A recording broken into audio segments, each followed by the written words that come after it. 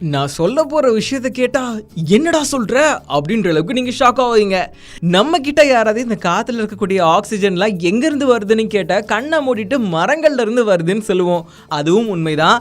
ஆனா 50ல இருந்து 80% ஆக்சிஜன் எங்க இருந்து வருதுன்னா கடல்ல இருந்து வருதுன்னு சொன்னா உங்களால நம்ப முடியுமா? நம்ம உலக உருண்டை ஒரு அற்புதமான ஒரு உருண்டை தாங்க சொல்லி ஆகணும்.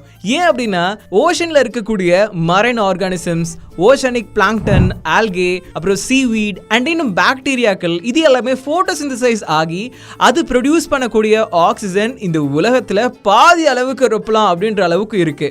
ஸோ நமக்கு முக்கியமான விஷயங்கள்னு பார்க்கும்போது கடலும் அதுல அடங்கும், அதே சமயத்துல மரங்களும் அடங்கும். மரங்கள் இருந்தாதான் மழை வரும், மழை வந்தாதான் நம்ம மண்ணு செழிக்கும்ன்ற ஒரு விஷயத்தை நம்ம மறந்துடக்கூடாது.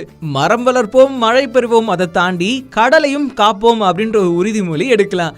இதே மாதிரி பல இன்ட்ரெஸ்டிங்கான விஷயங்கள் பார்க்க நம்ம சேனலை சப்ஸ்கிரைப் பண்ணிக்கோங்க.